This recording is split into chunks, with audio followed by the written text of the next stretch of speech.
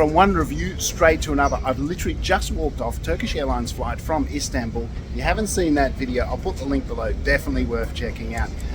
Very tight connection here in Singapore. I'm flying on to Melbourne with Singapore Airlines in a beautiful A350. Looking forward to that. It's in business class. Join me. Let's go.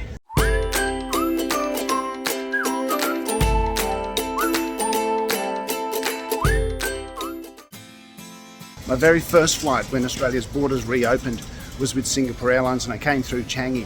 Back then, life was very different. The airport here looked pretty much deserted. A lot of the shops were shut.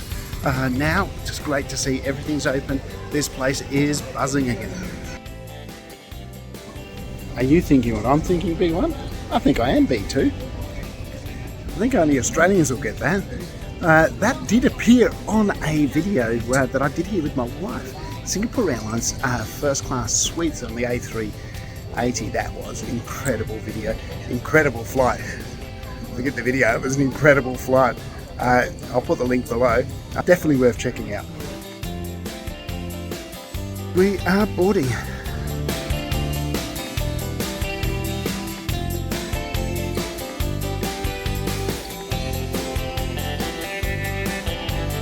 Hello.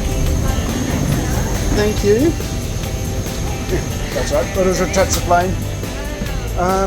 16. Thank you. Wow.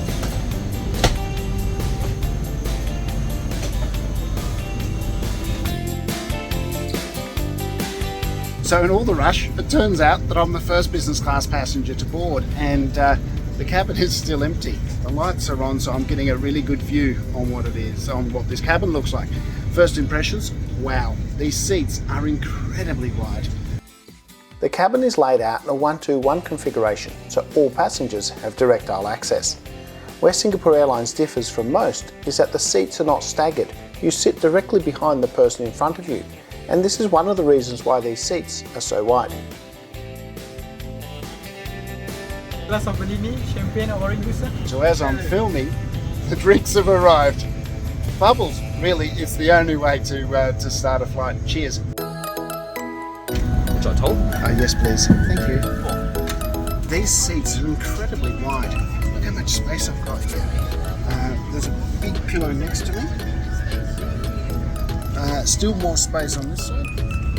So really, really great lot of space. Now that I'm sitting. Cheers. Here's to a great flight.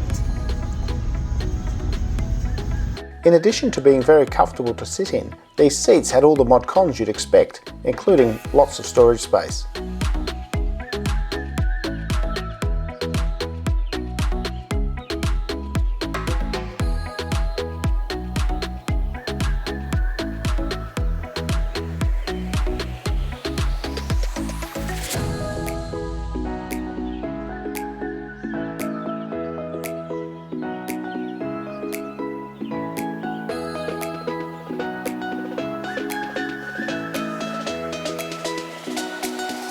With so much space to spread out and a large sturdy tray table, they are the perfect business class seat for work on the go.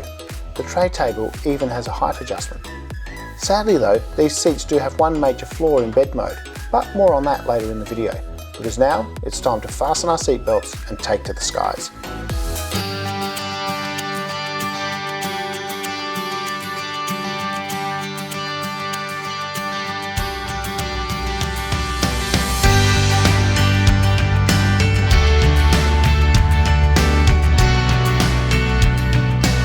Our flight from Singapore to Melbourne tonight will take us just under 7 hours.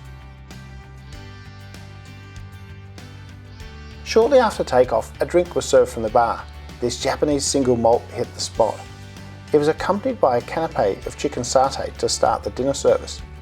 If Malaysia Airlines satay is a 12 out of 10, this was a very solid 10 out of 10. I could eat these all day long. The Singapore Airlines menu, and the drinks list in particular, was very extensive. Feel free to pause or to skip ahead as required.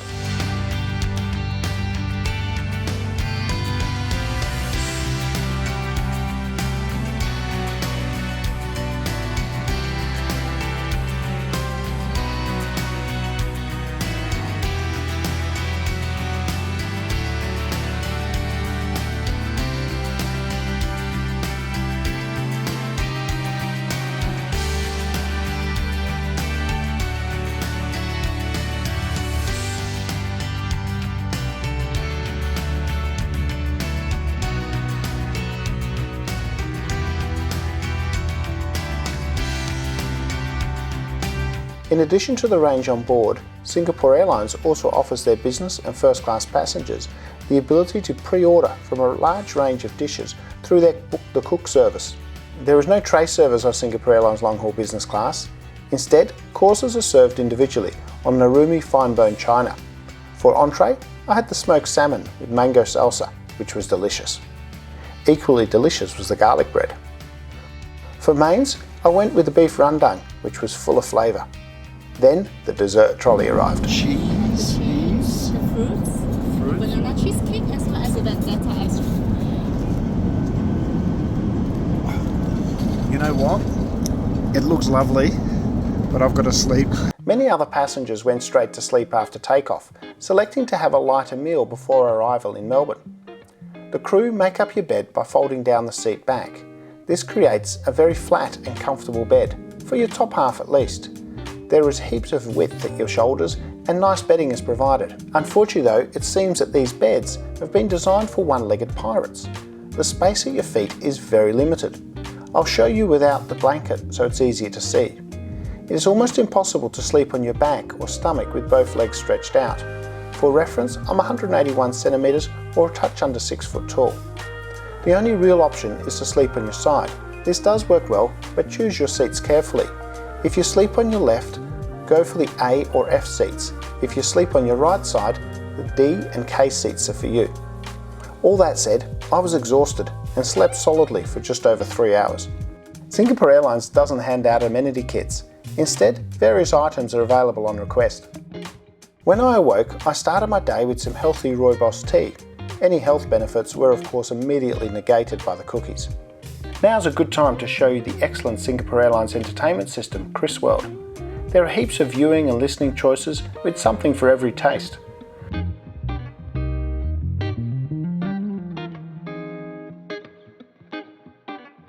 Surprisingly, the screen wasn't touchscreen, but the remote worked well.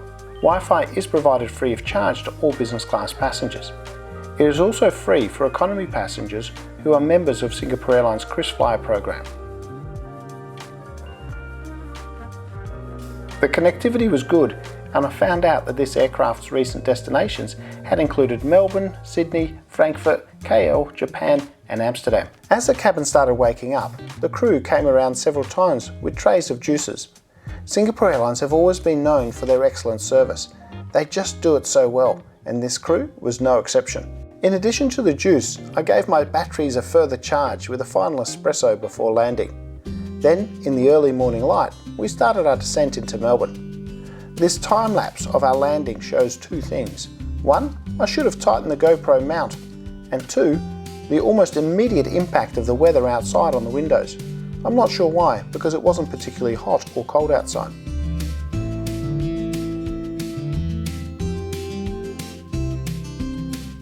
That was a really nice flight. Thank you very much. That was lovely. Welcome back to Australia.